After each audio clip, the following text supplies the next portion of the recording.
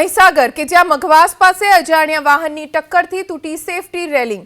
અજાણ્યો વાહન ચાલક ટકરાતા બ્રિજ પરની સેફટી રેલિંગનો ભાગ તૂટી ગયો। સેફટી રેલિંગનો ભાગ તૂટીને નીચે પડ્યો। સદનસીબે કોઈ જાનહાનિ નથી થઈ। પોલીસે સલામતીના ભાગરૂપે બ્રિજ પર બેરિકેડ મૂકી દીધા છે। બ્રિજ પર હવે કોઈ દુર્ઘટના ન સર્જાય તેની તકેદારી રાખવામાં આવી રહી છે। રસ્તા પર તૂટીને પડેલી સેફટી રેલિંગને પણ દૂર ખસેડવાની કામગીરી હાથ ધરવામાં આવી। પાટણના વિસલ વાસણા ગામે ફ્રીજમાં બ્લાસ્ટ થયો।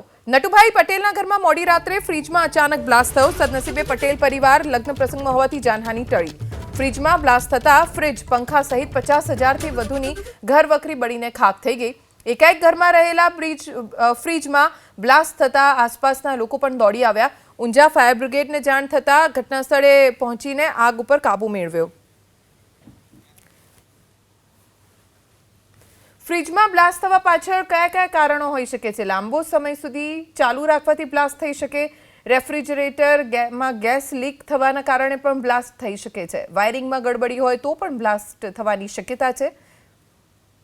ફ્રીજનું કમ્પ્રેસર કે મોટર વધુ ગરમ થઈ ગયા હોય તો પણ ફ્રીજમાં બ્લાસ્ટ થઈ શકે છે। ફ્રીજને યોગ્ય રીતે ઇન્સ્ટોલ ન કર્યું હોય તો પણ બ્લાસ્ટ થવાની સંભાવના છે।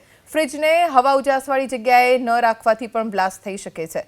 તો આ બધા કારણો છે જેના લીધે ફ્રીજમાં બ્લાસ્ટ થયો હોઈ શકે છે। જો કે હાલ તો મોટી જાનહાનિ ટળી આ દુર્ઘટનામાં।